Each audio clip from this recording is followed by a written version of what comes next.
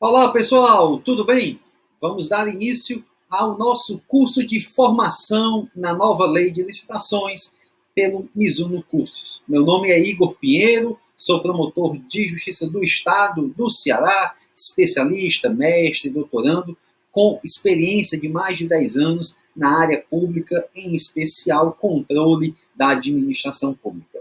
É um grande prazer ter todos vocês aqui. Começo, em nome da direção do curso, agradecendo a confiança depositada no meu trabalho, no trabalho do professor Bruno Berzani e também da Jamile Hanna, que é a nossa professora tutora. Muito bem, a primeira aula do nosso curso ela vai tratar especificamente de uma visão geral, um apanhado analítico dos principais pontos da nova lei de licitações, para que vocês tenham esse conteúdo resumido e acessível a qualquer momento, mas nas aulas ao vivo, que virão na sequência, nós iremos aprofundar conforme o cronograma disponível no site. Então, a mim caberá abordar com vocês, aqui neste encontro preliminar, as questões criminais, que muitas vezes são relegadas ao último plano, também na perspectiva legislativa, não à toa, o artigo 178 trata em um único artigo das disposições penais que tem diversos reflexos, tanto materiais e processuais, como nós veremos, mas eu também irei abordar com vocês aqui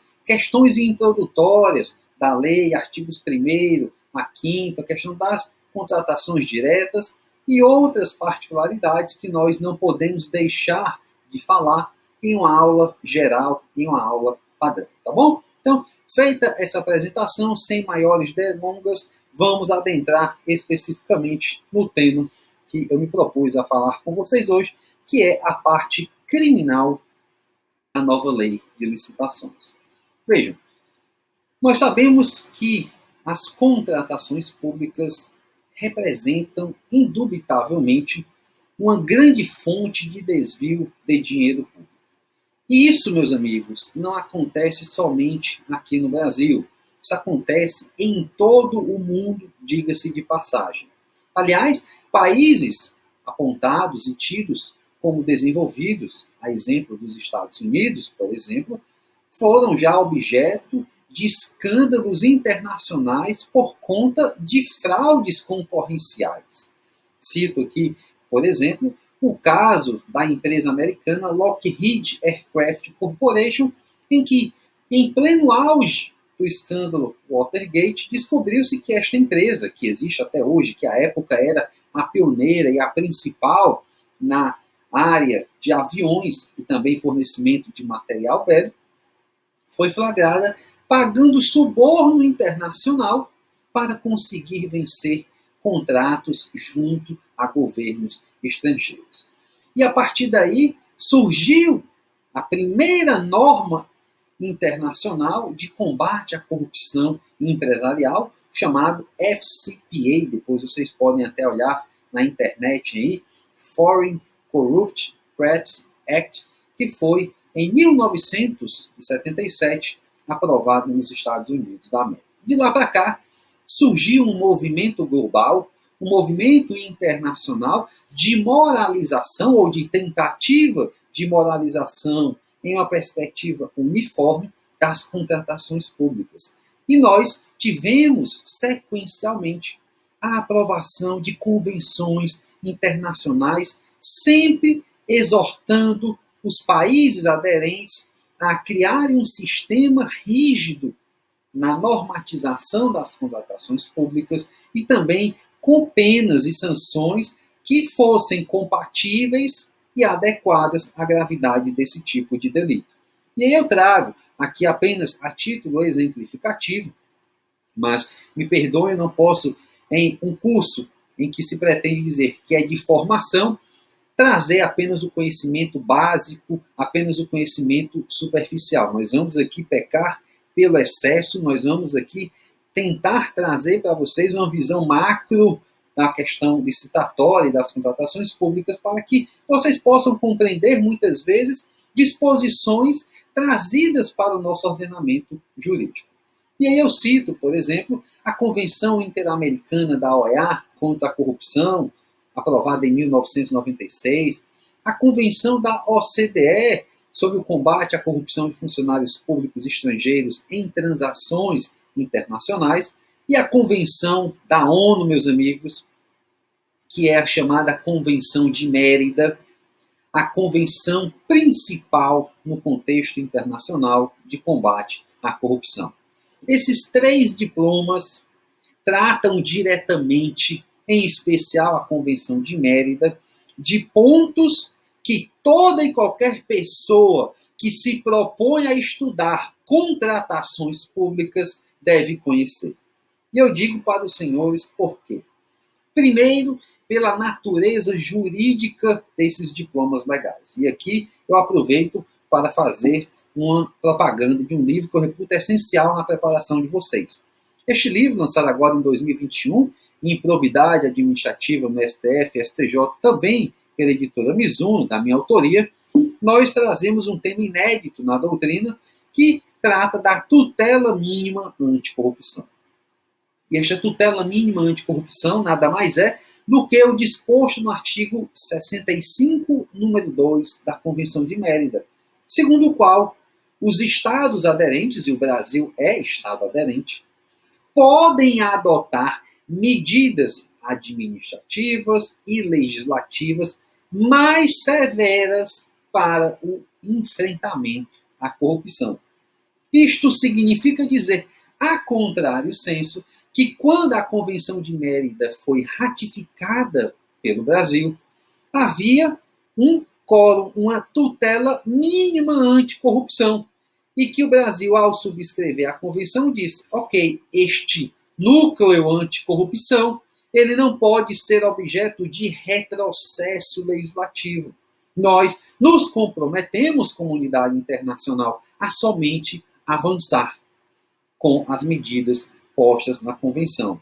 E a convenção traz diversas medidas que, quando vocês lerem a nova lei de licitações, a lei 14.133 de 2021, do dia 1º de abril, vocês vão perceber exatamente esta conexão e muitas vezes até com a própria lei 8666 de 93.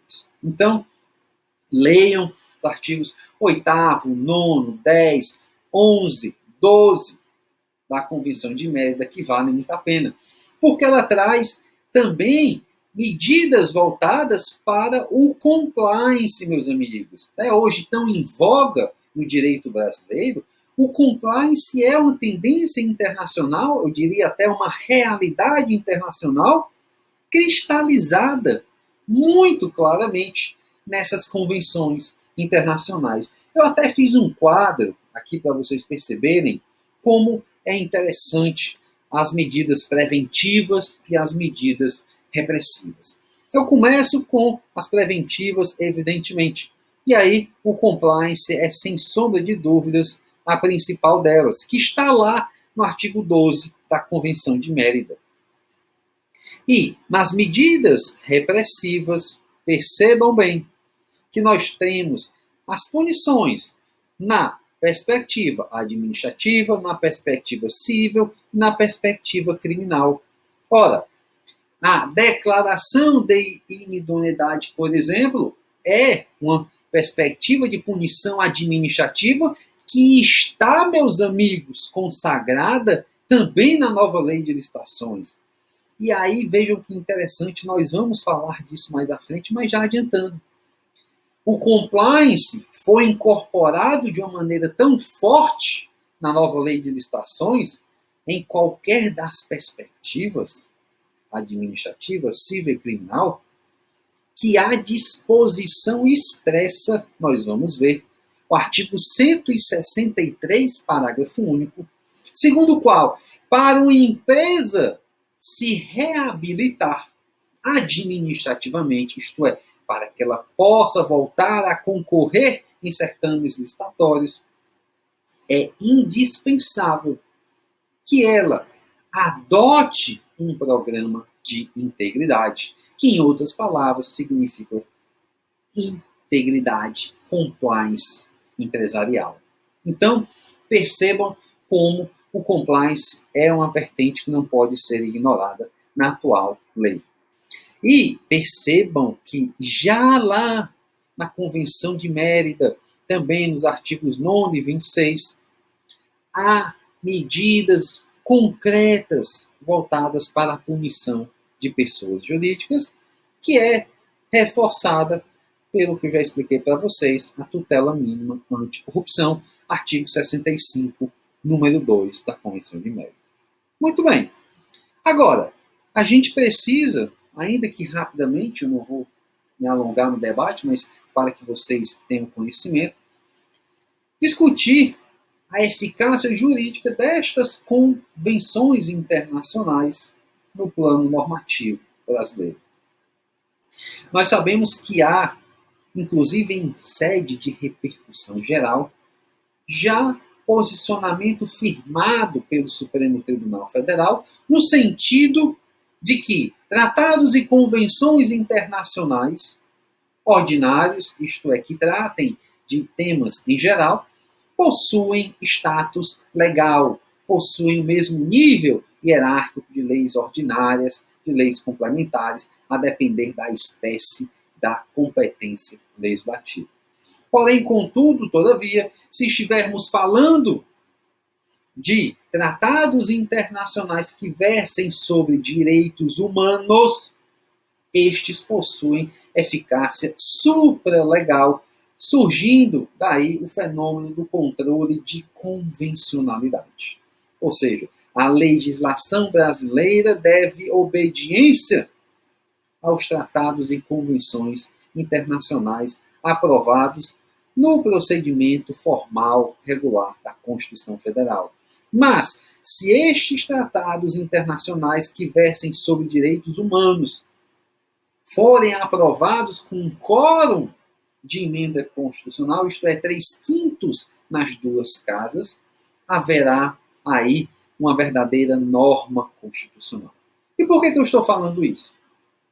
Porque se debate muito hoje sobre a questão da natureza das convenções internacionais anticorrupção, à luz do chamado direito fundamental anticorrupção. Ora, se eu tenho direitos fundamentais clássicos que não são questionados pela doutrina, principalmente os sociais, aqueles que exigem prestações positivas do Estado, dispêndio de valores, e a corrupção é um dos principais móveis da ausência de recursos para a implementação desses direitos sociais, gerando uma erosão constitucional, gerando um déficit de efetividade normativa, não há como se negar que normas voltadas para combater a corrupção também possuem o status de direitos humanos. Ora, se eu tenho a liberdade como um direito fundamental, tudo que vier tutelar a liberdade, claro que deve também ter a natureza fundamental. Ou alguém duvida que, por exemplo, se o habeas corpus não estivesse na Constituição Federal, mas somente no Código de Processo Penal, ele deixaria de ser uma garantia fundamental? Aqui é a mesma lógica. Eu abordo isso muito didaticamente no livro aqui de improbidade, como eu já falei para vocês, à luz da doutrina internacional, à luz da doutrina brasileira, e esperando que esse debate ganhe aí novos ares, principalmente na área licitatória, à luz do princípio da tutela mínima anticorrupção. Muito bem. Feita esta introdução preliminar, e eu não poderia me furtar de fazê-la, como disse para vocês, porque o nosso curso não quer ser simplesmente algum que vai te trazer aqui as disposições legais da nova lei de licitações sem um juízo crítico e sem te dar um conteúdo adicional para que você seja um profissional diferenciado. Feita essa questão inicial, eu adentro na perspectiva criminal, tratando com vocês também de uma premissa que é de todos ou todas sabida, que é o círculo vicioso da corrupção nas contratações públicas. Nós sabemos, e aí esqueçam as questões partidárias, esqueçam as paixões políticas, por favor, nosso curso aqui é técnico, que há, desde sempre, meus amigos, não é recente isso, desde sempre, há o uso de verbas públicas por meio de licitações direcionadas, de licitações fraudadas, para o fim de formação de caixa eleitoral que vai ser utilizado no processo democrático de escolha dos governantes como fim de manipular ou, pelo menos, de desequilibrar a vontade espontânea popular. E isso gera um círculo vicioso, porque eu tenho a licitação fraudada, eu tenho o dinheiro arrecadado e guardado, eu tenho a aplicação no processo eleitoral por meio de Caixa 2, Caixa 3 ou fórmulas mirabolantes que os órgãos de controle ou a própria polícia ainda não descobriram.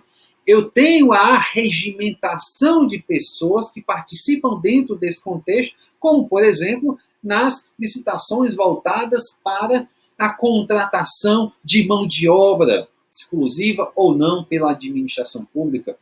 O que é, meus amigos, a contratação de empresas terceirizadas, expediente recorrente na administração pública brasileira, se não a concretização disso? E isso gera este círculo vicioso.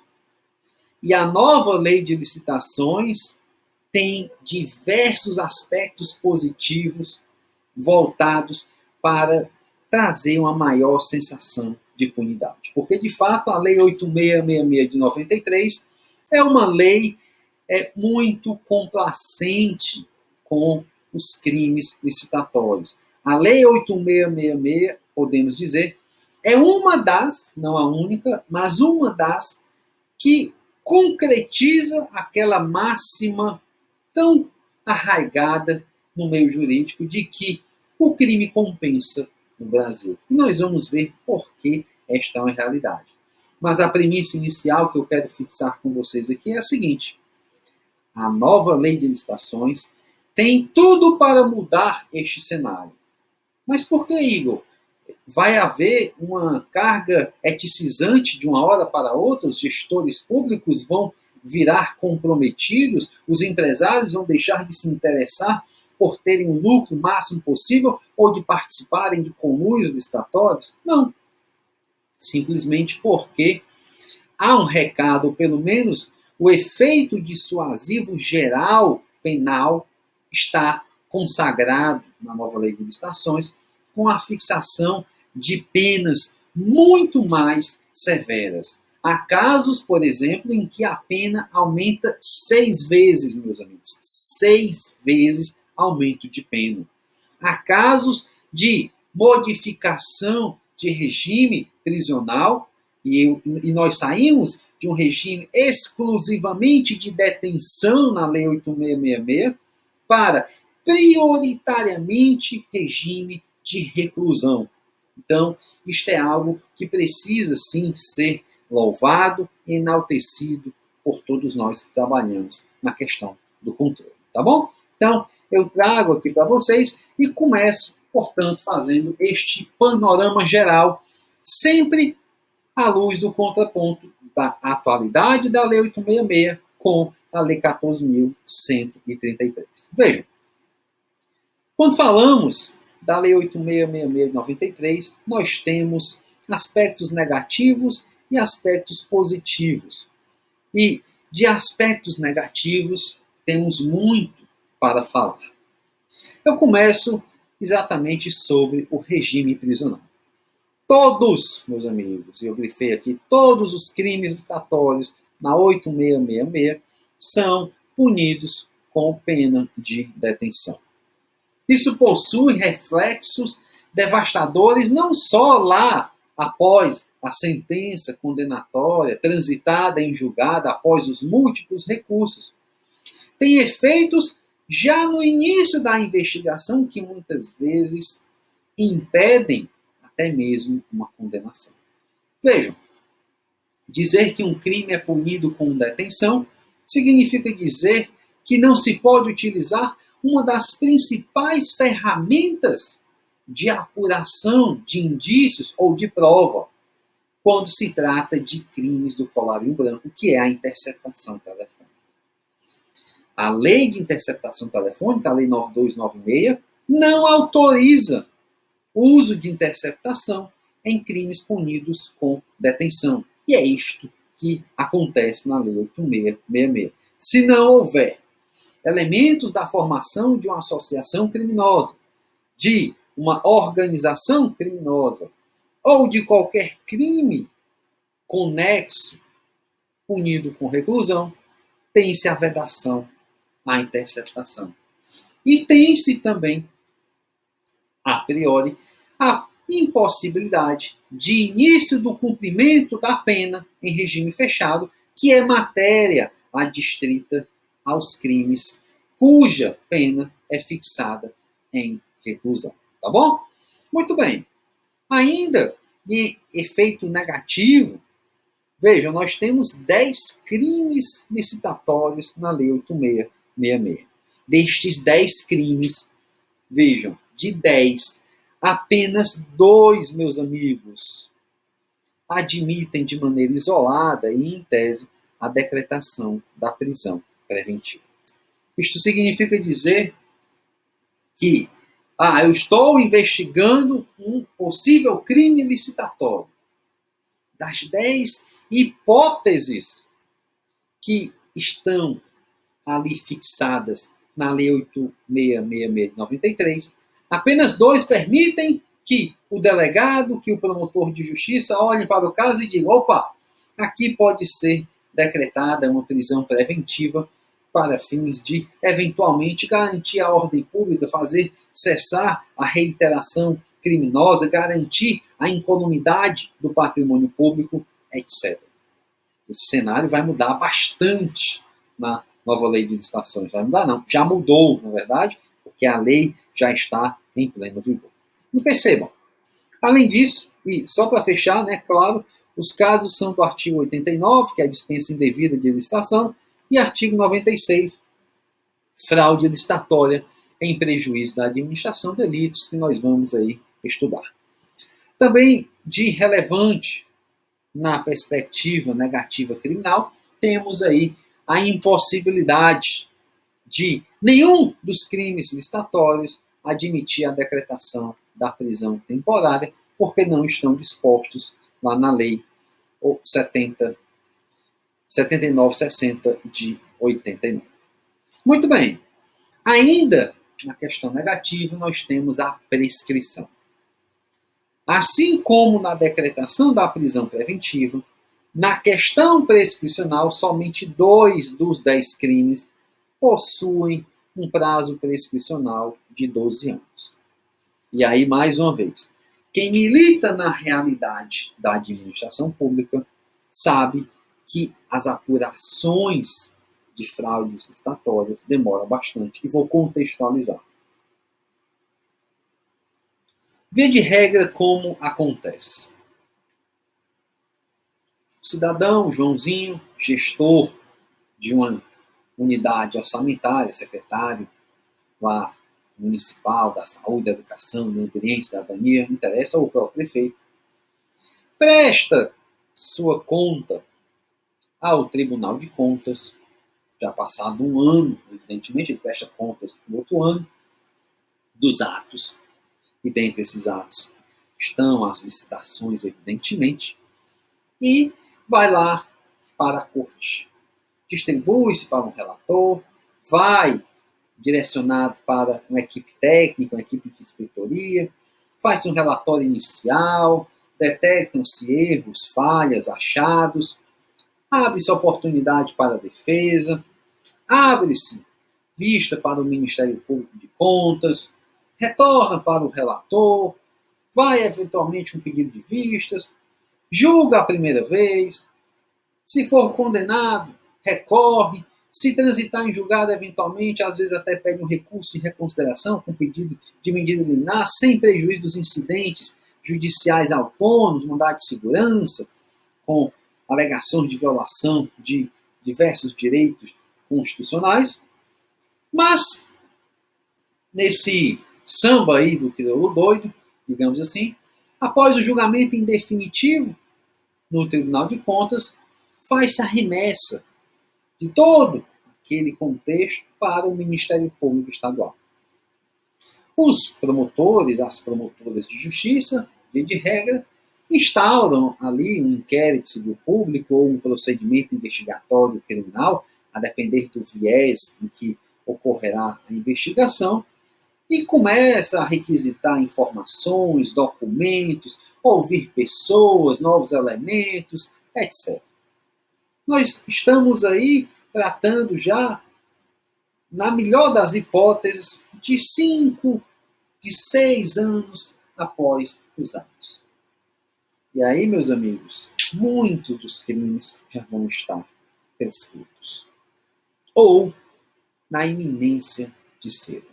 Então, 12 anos é um prazo que se garante com certa margem de segurança que vai ser possível, de fato, os atos serem investigados. Beleza?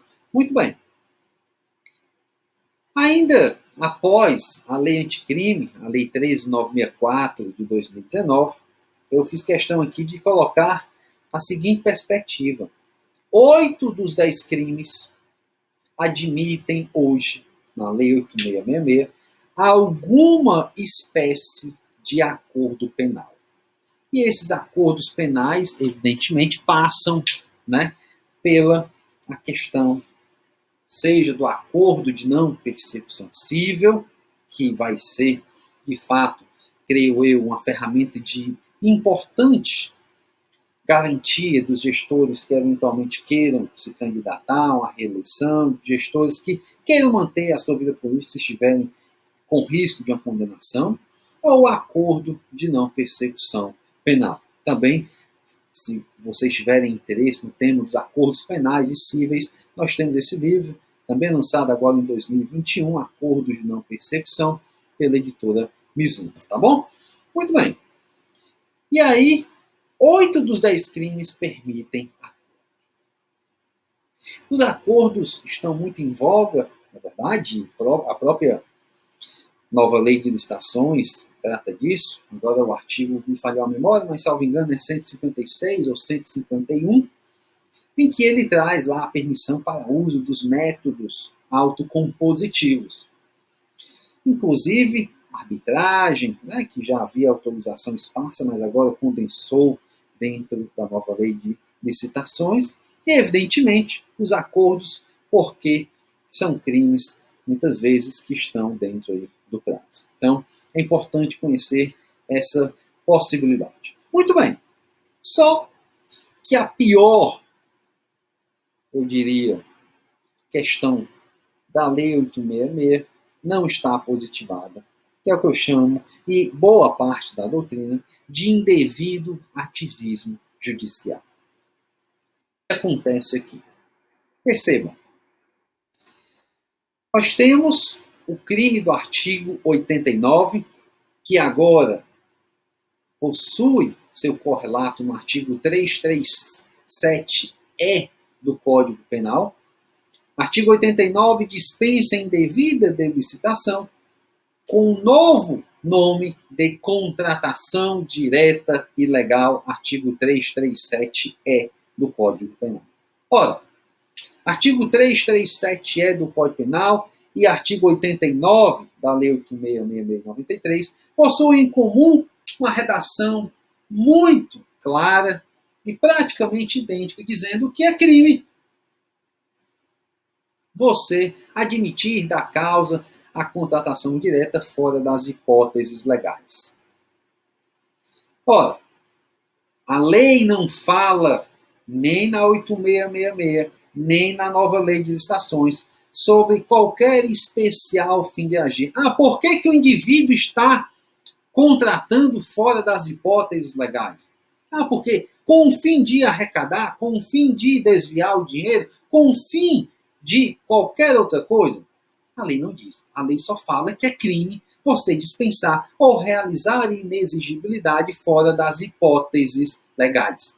E aí já, também trazendo gancho, a nova lei de licitações traz inexigibilidade no artigo 74 e dispensa no artigo 75, invertendo a lógica da Lei 8666, em que nós temos os artigos 24 como dispensa e o artigo 25 como inexigibilidade. Ora, se a lei não trouxe esta finalidade específica, não é dado ao julgador presumir ou criar ou legislar judicialmente elementar de crime.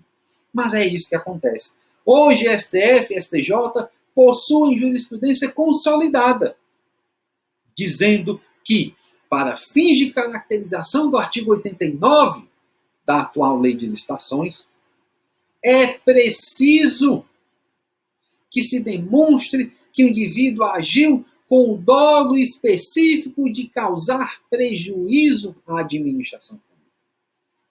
Isso é criticado fortemente pela doutrina. E a nova lei pode ser que traga aí uma esperança de modificação, tá certo? Então, esses são os principais aspectos negativos da Lei 8666 na perspectiva criminal. Nós vamos dar sequência, então, a partir do próximo bloco, nos aspectos positivos e fazendo já um juízo comparativo mais concreto com a nova Lei de Licitações. Um grande abraço, espero vocês, até lá.